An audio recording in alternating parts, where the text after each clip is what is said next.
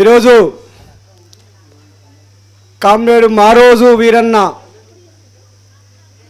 అమరుడయ్యి 26 సంవత్సరాలు కావస్తున్నది. కామ్రేడ్ మారోజు వీరన్న బతికుంటే అణగారిన కులాలకు రాజ్యాధికారం వస్తుంది, అణగారిన కులాలకు రాజ్యం వెళ్తారని చెప్పేసి ఆనాటి ఉన్నటువంటి అగ్రకుల నరహంతక చంద్రబాబు ప్రభుత్వం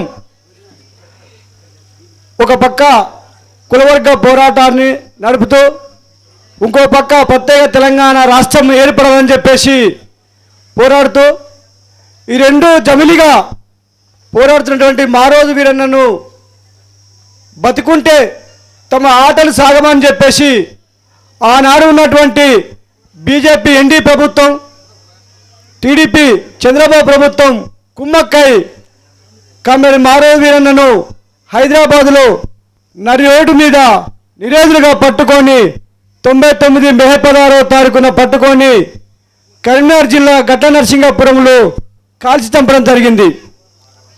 వీరన్న చనిపోయిన తర్వాత వీరన్న సిద్ధాంతాన్ని ప్రజలకు వెళ్ళకుండా అనుకున్నటువంటి అగ్రకుల మనవాద బ్రాహ్మణ కళలుగన్నారు. ఆ కళను బద్దలు కొడుతూ సిపిఎస్ఐ పార్టీ ముందుకు పోతూ కామ్రేడ్ వీరన్న సిద్ధాంతాన్ని ప్రజలకు తీల్చుతున్న క్రమంలో 140 మంది అమరులు కామ్రేడ్ యాదన్న, సరుపక్క, రంగన్న, గోపన్న ఎంతోమంది అమరులు తమ వేడినెత్తిని చిందించి దళిత బహుజనత ప్రజాస్వామిక విప్లవం కోసం పోరాడిండు. ఇప్పటికీ ఆ 140 మంది అమరులను ఆశయాలు కొనసాగించడం కోసానికి ఏదైతే మారోజు వీరన్న మా వాడలో మా రాజ్యము, మా తండాలో మా రాజ్యము, మా గూడెలో మా రాజ్యము అన్నాడు, అదే లెవెల్లో మా వాడలో మా రాజ్యం కావాలని చెప్పేసి 500 జనాభా ఉన్నటువంటి ప్రతి కులాన్ని గ్రామ పంచాయతీ చేయాలని చెప్పేసి కామ్రేడ్ మారోజు వీరన్న చెప్పిండు. అప్పుడు మాత్రమే ప్రతి కులము రాజ్యాధికారం ఉంటుంది. కేవలం ఎస్సీలో ఉన్నటువంటి మాదిగలు మాళ్ళు మాత్రమే కాదు, ఎస్సీలో ఉన్నటువంటి ఉపకులాలు కూడా డక్కలి, సింధు, ఏనాది, మాస్టర్, బైళ్ళ వీళ్ళందరూ కూడా రాజ్యాధికారం ఉండాలంటే కుల జనాభా దామాషా ప్రకారం ఎవరి వాటా వాళ్ళకి కావాలి అని అన్నందుకే కామ్రేడ్ వీరన్నను కాల్చడం జరిగింది. వీరన్నతో పాటు 140 మంది అమరులను బూటక వెనుకంటలో కాల్చబడింది.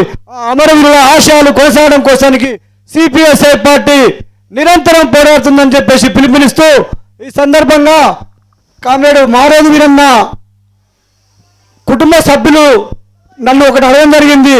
ఎందుకంటే ఈ యొక్క మీటింగు సిపిఎస్ఐ పార్టీ నిర్వాహకంగా జరిగితే బాగుంటుందని చెప్పేసి ఆ చెల్ల గురించి చెప్పడం జరిగింది.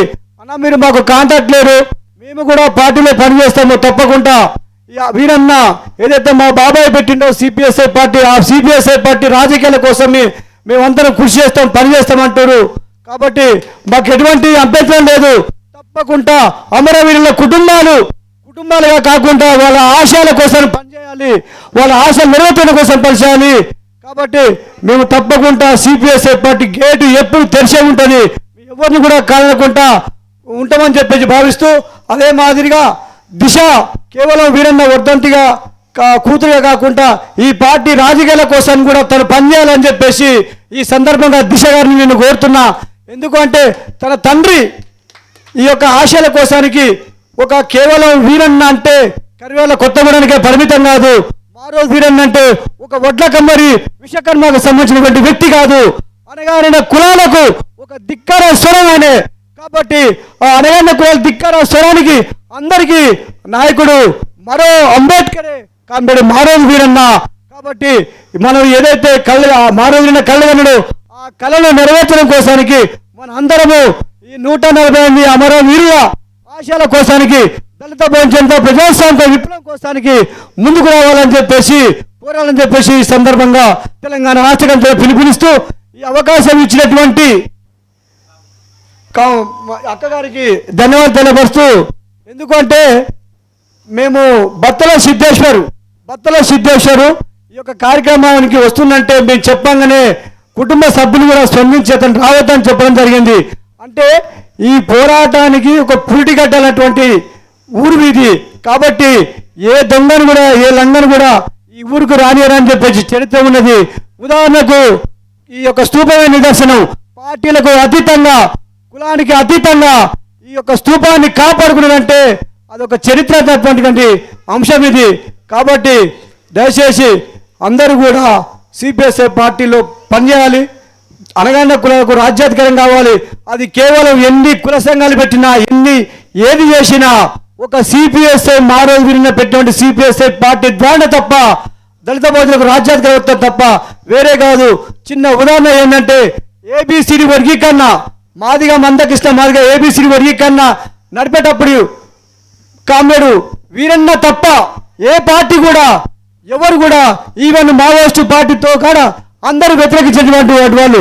ఎందుకంటే వీరన్న కేవలం మాదిగ వాళ్ళలో పోతున్నారు, ఏబిసిడి వర్గీకరణ వ్యతిరేకించినటువంటి వీళ్ళు ఇవాళ అందరూ కూడా మళ్ళీ అదే ఉద్యమాన్ని బలపరుస్తూ అదే ఉద్యమాన్ని ముందుంటున్నారు. కాబట్టి వీరన్న చెప్పినప్పుడు తప్పన్నారు, ఈరోజు అదే కరెక్ట్ అని దాన్ని పట్టుకొని పాకులాడుతున్నారు. కాబట్టి మిత్రులారా ఇది అన్నిటి కూడా గ్రహించుకొని వీరన్న ఏదైతే ఆశల కోసం పనిచేసిండో వీరన్నతో పాటు సిపిఎస్ఐ పార్టీ అమరులైనటువంటి ఏ లక్ష్యం కోసం చెప్పండో ఆ లక్ష్యం కోసం సిపిఎస్ఐ పార్టీ పనిచేస్తుంది.